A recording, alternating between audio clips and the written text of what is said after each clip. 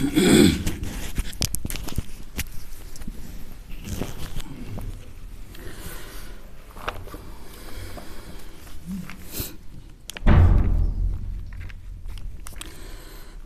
باللہ من الشیطان الرجیم بسم اللہ الرحمن الرحیم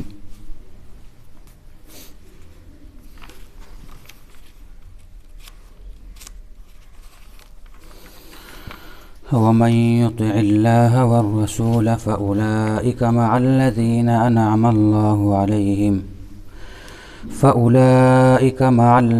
أنعم الله عليهم من النبيين والصديقين والشهداء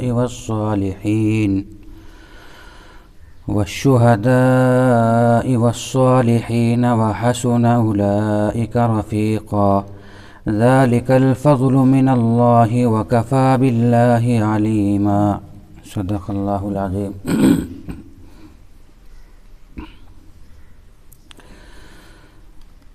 یوں کہتے ہیں کہ ایک آدمی ایک مرتبہ اللہ کے رسول صلی اللہ علیہ وسلم کے پاس آیا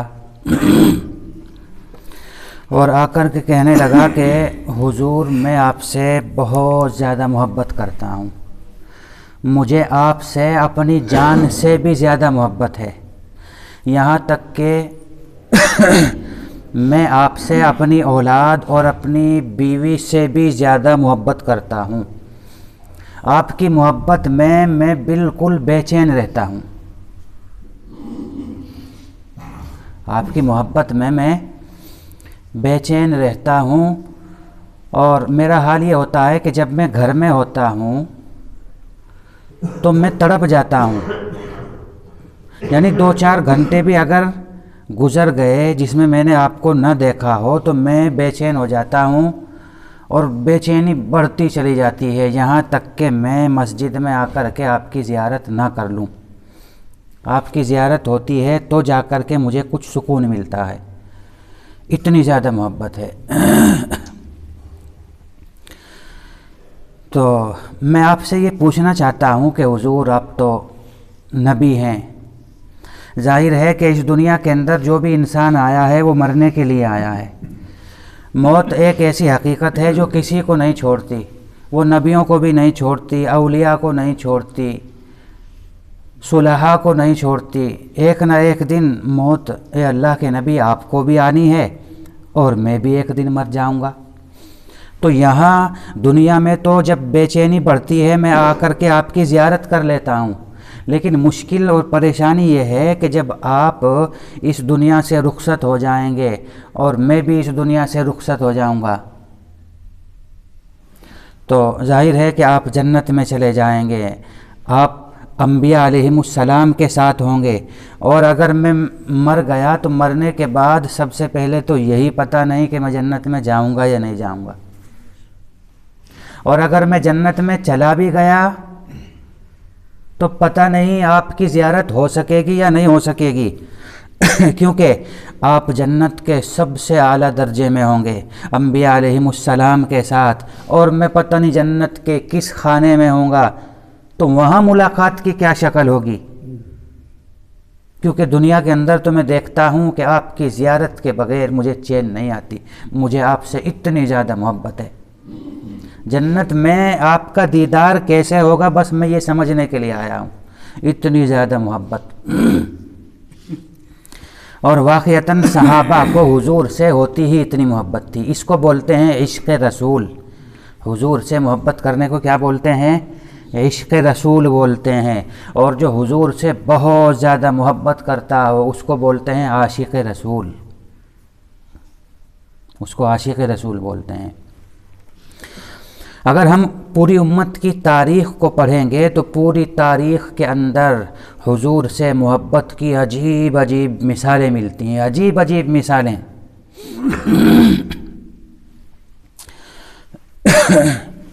تو ظاہر ہے کہ اس آدمی نے اللہ کے نبی سے بڑا عجیب سوال کیا، حضور نے فوراً تو کچھ نہیں کہا بلکہ خاموش ہو گئے،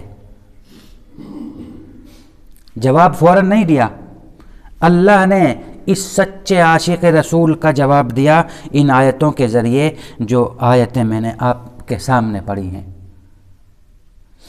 کیونکہ اللہ نے فرمایا وَمَن يُطِعِ اللَّهَ وَالرَّسُولَ کہ جو اللہ کی اطاعت کرتا ہے، اطاعت کا مطلب ہوتا ہے بات ماننا، فرما برداری کرنا، جو اللہ کی اطاعت کرتا ہے اور رسول کی اطاعت کرتا ہے تو اسے گھبرانے کی ضرورت نہیں ہے۔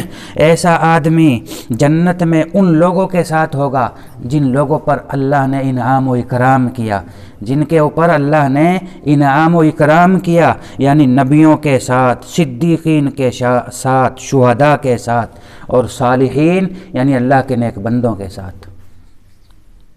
تو اس آدمی کو جا کر کے تسلی ہوئی۔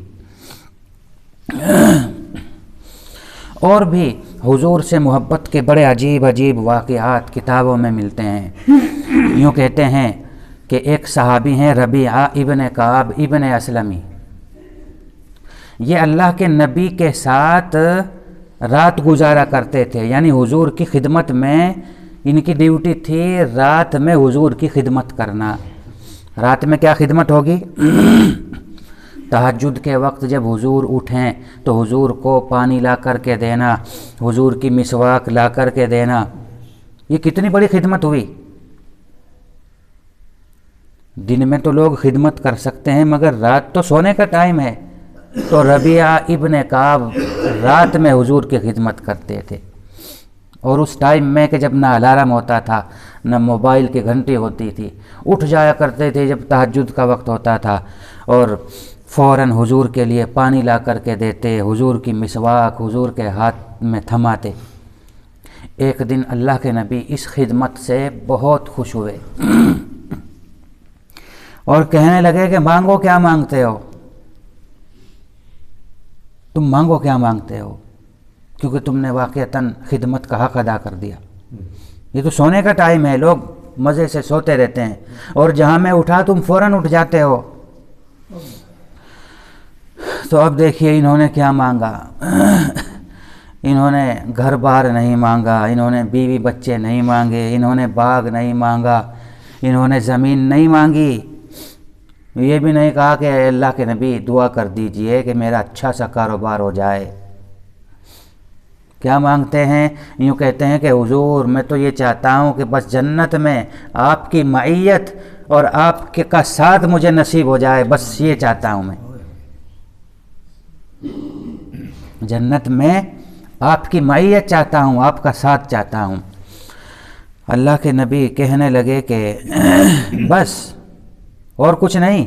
کہا کہ بس مجھے تو یہی چیز چاہیے، جنت میں آپ کا ساتھ ہو گیا تو اور کیا، بہت کچھ ہو گیا۔ تو اللہ کے نبی نے کیا جواب دیا؟ اللہ کے نبی نے فرمایا اعنی علیک بکثرت السجود، کہ جنت میں تم کو میرا ساتھ تو نصیب ہو جائے گا لیکن تم بس ایک کام کر لینا، ایک کام تم ضرور کر لینا، اور وہ یہ کہ فرائض کے علاوہ نوافل کی کثرت کرو۔ جو فرض نماز ہم پڑھتے ہیں نا، ان فرض نمازوں کے علاوہ تم نوافل کی کثرت کرو۔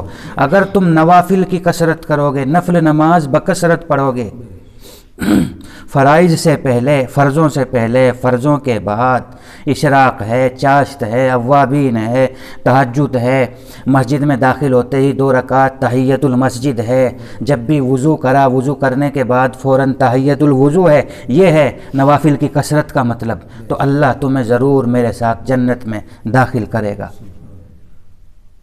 بڑے خوش ہوئے کہ میں نے جو کچھ مانگا اللہ کے نبی کی زبانی مجھے اس کی بشارت مل گئی۔ اسی طرح یوں کہتے ہیں معجم کبیر، طبرانی ایک محدث گزرے ہیں، ان کی کتاب کا نام ہے المعجم الکبیر۔ تو اس کتاب کے اندر ایک واقعہ لکھا ہے کہ ایک کالا کلوٹا آدمی، ایک حبشی آدمی، حبشی تو ہوتا ہی ہے کالا بدصورت، حبشی تو دیکھے ہوں گے نا آپ لوگوں نے، ہونٹ بھی بیچاروں کے بڑے بڑے، ناک بھی چہرے پر پھیلی ہوئی، بیچارے وہ بہت بد شکل ہوتے ہیں، بدصورت ہوتے ہیں۔ چونکہ ہمارے یہاں حبشی نہیں ہیں ہمارے علاقے میں، تو ہمارے یہاں کا بچہ اگر کسی حبشی کو دیکھ لے تو وہ ڈر جائے، اتنے بیچارے شکل و صورت میں ہوتے ہیں وہ۔ تو ایک کالا کلوٹا حبشی آدمی حضور کے پاس آیا، سمجھے، اور یہ بھی حضور کا سچا عاشق تھا، یہ بھی عاشق رسول تھا۔ آ کر کے کیا کہنے لگا، آ کر کے کہنے لگا کہ حضرت جس چیز کی طرف آپ لوگوں کو بلاتے ہیں اگر میں اس چیز پر ایمان لے آؤں، ویسے تو آپ مجھ سے بدر جہاں بہتر ہیں، آپ شکل و صورت میں مجھ سے بہتر، آپ خاندان میں مجھ سے بہتر، آپ گھرانے کے اعتبار سے مجھ سے بہتر، آپ رنگت میں مجھ سے بہتر، میں تو آپ کا مقابلہ کسی بھی چیز میں کر ہی نہیں سکتا، آپ تو مجھ سے بہتر ہی بہتر ہیں۔ تو میں پوچھنے یہ چاہتا ہوں کہ آپ لوگوں کو جس چیز کی دعوت دیتے ہیں، جس چیز کی طرف آپ لوگوں کو بلاتے ہیں، اور حضور کس چیز کی طرف بلایا کرتے تھے؟ حضور لوگوں کو بلایا کرتے تھے ایمان کی طرف، نمازوں کی طرف، اللہ کی اطاعت کی طرف، اللہ کی فرما برداری کی طرف، اس قرآن کی طرف بلایا کرتے تھے حضور۔ تو کیا کہتا ہے کہ جس چیز کی آپ لوگوں کو دعوت دیتے ہیں اگر میں اس چیز پر ایمان لے آؤں، اس کا مطلب یہ ہوا کہ ابھی یہ مومن نہیں تھا۔ یہ حضور سے سوال کر رہا ہے ایمان قبول کرنے سے پہلے، اگر میں اس بات پر ایمان لے آؤں اور جو ایمان لانے کے بعد آپ جو اعمال کرتے ہیں میں بھی وہی عمل کرنا شروع کروں، تو پھر وہی سوال کہ جنت میں آپ کی معیت اور آپ کا ساتھ مجھے نصیب ہوگا یا نہیں ہوگا، اور میری بدصورتی جس سے آج لوگ نفرت کرتے ہیں یہ دور ہو جائے گی یا نہیں ہو جائے گی، بس اس کا جواب مجھے چاہیے۔ اللہ کے نبی صلی اللہ علیہ وسلم نے جواب دیا کہ اگر تو میری دعوت کو قبول کر لے اور اچھے اعمال کرنے لگے، نمازوں کی پابندی، روزہ، حج، زکوٰۃ، جہاد فی سبیل اللہ، تو واقعتاً جنت میں چلا جائے گا۔ اور رہی یہ کہ تو بدصورت ہے، بد شکل ہے، تو جب تو جنت میں داخل ہوگا تو اللہ تیری اس بد شکلی کو، تیری اس بد صورت کو دور کر دے گا، اللہ تجھے بڑا حسین و جمیل بنا دے گا۔ اور کتنا حسین و جمیل بتاؤں؟ 1000 سال کی دوری سے تیرے اندر سے چمک نمودار ہوگی، اتنی چمک اللہ تیرے اندر پیدا کر دے گا۔ لہٰذا آج تو یہ مت سوچ کہ میں کالا کلوٹا ہوں، اس دنیا کے اندر لوگ مجھے حبشی کہتے ہیں، مجھ سے نفرت کرتے ہیں، کوئی مجھے اپنی لڑکی دینے کو تیار نہیں۔ جنت میں جب جائے گا تو اللہ تجھے بڑا حسین و جمیل کر دے گا، اور تیرے اندر، تیرے چہرے میں ایسی چمک ہوگی کہ 1000 سال کی دوری سے وہ چمک ظاہر ہونی شروع ہو جائے گی۔ اور بات دراصل یہ ہے کہ جو آدمی لا الہ الا اللہ یعنی کلمہ طیبہ پڑھ لیتا ہے، ظاہر ہے کہ کلمہ طیبہ پڑھنے کے اندر کیا ہوتا ہے؟ اللہ کی وحدانیت کا اقرار، اللہ کے ایک ہونے کا اقرار، اور رسول اللہ صلی اللہ علیہ وسلم کے رسول ہونے کا اقرار۔ تو بات دراصل یہ ہے کہ جو بھی آدمی کلمہ طیبہ پڑھ لیتا ہے اور میری اطاعت کر لیتا ہے تو وہ اللہ کی حفاظت میں آ جاتا ہے، وہ اللہ کی حفاظت میں آ جاتا ہے، اللہ اس کو جنت ضرور عطا کرتا ہے۔ اور جو آدمی سبحان اللہ و بحمدہ پڑھتا ہے، یہ جملہ بھی حضور نے ساتھ ساتھ فرمایا کہ جو آدمی سبحان اللہ و بحمدہ پڑھتا ہے تو اللہ اس کو 1,24,000 نیکیاں دیتا ہے۔ وہ تو بڑا خوش ہوا۔ مجلس میں ایک آدمی بیٹھا ہوا تھا، کہنے لگا کہ حضرت جب اللہ تبارک و تعالی اپنے بندوں پر اتنا مہربان، اتنا رحیم کہ ایک مرتبہ سبحان اللہ و بحمدہ کہنے سے 1,24,000 نیکیاں دے رہا ہے، جب وہ اتنا رحیم ہے تو اس کا مطلب تو یہ ہوا کہ پھر ہم میں سے کوئی بھی ہلاک ہوگا ہی نہیں، ہم میں سے کوئی بھی برباد ہوگا ہی نہیں، سارے جنت میں چلے جائیں گے۔ کیونکہ کون مسلمان ایسا ہے جس نے اپنی زندگی میں سبحان اللہ بحمدہ نہ پڑھا ہو، جس نے نمازیں نہ پڑھی ہوں، جس نے روزے نہ رکھے ہوں، جس نے نیک اعمال نہ کیے ہوں؟ اللہ کے نبی فرمانے لگے کہ بات تو یہی ہے جو تو کہہ رہا ہے، بات تو یہی ہے، سچی بات ہے، لیکن حقیقت ایک کچھ اور بھی ہے، وہ یہ کہ ہمارے اعمال بھلے ہی پہاڑوں کی شکل میں اللہ کے سامنے لائے جائیں، اور واقعتاً کتنے بندے ایسے ہوں گے کہ وہ اللہ کے حضور اس حال میں پیش ہوں گے کہ ان کے پاس نیکیوں کی گٹھڑی نہیں بلکہ نیکیوں کے بڑے بڑے پہاڑ لے کر کے آئیں گے۔ ہوں گے ایسے اللہ کے کتنے سارے بندے، جب وہ اللہ کے سامنے آئیں گے تو ان کی نیکیاں کتنی ہوں گی؟ پہاڑوں سے بھی اونچی۔ ظاہر ہے کہ بندے کی نیکیوں کا اور اللہ کی نعمتوں کا پھر مقابلہ کیا جائے گا۔ کیا کیا جائے گا؟ نیکیوں کا اور اللہ کی ان نعمتوں کا جو رات دن اس بندے پر برسی، ان کا مقابلہ کیا جائے گا۔ پتہ چلے گا کہ اللہ کی نعمتوں کے مقابلے اس کی یہ نیکیاں کچھ بھی نہیں تھی، اس کو تو اور نیکیاں کرنی چاہیے تھی۔ یہ بندہ تو ایسا تھا کہ اس کے اوپر اللہ کی نعمتوں کی بارش ہوتی تھی، بھلے ہی اس کی نیکیاں پہاڑوں کے برابر ہوں مگر اللہ کی نعمتوں کے مقابلے کچھ بھی نہیں ہیں۔ لہٰذا کیا ہوگا اس کا نتیجہ؟ اس کا نتیجہ یہ ہوگا کہ اس کے ساری نیکیاں 0 0 0 0، کچھ کیا ہی نہیں۔ اللہ کا تیرے اوپر تو بڑا انعام تھا، ایسا بھی ہوگا۔ اور اس کے بعد یوں کہتے ہیں کہ حبشی نے جو حضور سے سوال کیا تو اس کے سوال کے جواب میں حل آتا علی الانسان حین من الدہر والی صورت یا آیت نازل ہوئی، جس میں کہا گیا کہ اے انسان، تیرے اوپر ایک ایسا وقت بھی گزرا ہے کہ دنیا کے اندر تیرا کچھ بھی وجود نہیں تھا۔ حل آتا علی الانسان حین من الدہر، ایک ایسا وقت بھی تیرے اوپر گزرا ہے کہ دنیا میں تیرا نام نشان نہیں تھا۔ لم یکن، اور پھر اس کے بعد ہم نے تجھے منی کے قطرے سے پیدا کر دیا اور تیری شکل اور صورت کو بنایا، لہٰذا بنانے والے تو ہم ہیں۔ یہ مت دیکھو کہ کس کی شکل کالی بنائی ہے، کس کی گوری بنائی ہے، کس کا رنگ کیا ہے، سب کی پیدائش اور تخلیق ہمارے حکم سے ہوئی ہے۔ وہ حبشی کہنے لگا کہ حضرت ایک بات اور بتا دیجئے، میں ضرور ایمان لے آتا ہوں، ایک بات اور بتا دیجئے، اپنی آنکھوں سے آپ اللہ کی جن نعمتوں کا مشاہدہ کر رہے ہیں، دیکھ رہے ہیں، کیا ایمان لانے کے بعد میں بھی اپنی آنکھوں سے اللہ کی ان نعمتوں کو دیکھ سکتا ہوں؟ آپ نے فرمایا کہ ہاں بالکل دیکھ سکتے ہو، اگر تم ایمان لے آئے تو تم اپنی آنکھوں سے اللہ کی نعمتوں کو دنیا میں بھی دیکھو گے، اور اگر دنیا میں نہیں دکھائی دی تو مرنے کے بعد تو تمہیں ساری نعمتیں دکھائی دیں گی۔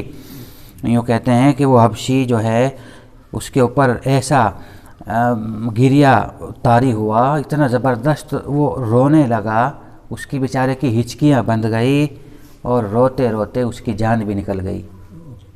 اللہ کے نبی نے اس کو اپنے ہاتھوں سے تدفین کی، اپنے ہاتھوں سے اس کی تجہیز اور تکفین کی، اس کے دفن اور کفن میں شریک ہوئے۔ وَمَن يُطِعِ اللَّهَ وَالرَّسُولَ، اور جو آدمی اللہ کی اور اس کے رسول کی اطاعت کرتا ہے تو یہ اطاعت کرنے والے لوگ جنت میں ان لوگوں کے ساتھ ہوں گے جن پر اللہ نے انعام کیا، یعنی نبیوں پر، صدیقین پر، شہداء پر اور صالحین پر۔ اس آیت کے اندر اللہ نے نبیوں کا، صدیقین کا، شہداء کا، صالحین کا، 4 لوگوں کا تذکرہ کیا۔ انبیاء، صدیقین، شہداء، صالحین۔ ظاہر ہے کہ ان چاروں میں سب سے بلند درجہ ہوتا ہے انبیاء علیہ السلام کا، نبیوں سے اوپر تو کسی کا درجہ ہوتا نہیں ہے، ان کا درجہ سب سے بلند ہوتا ہے۔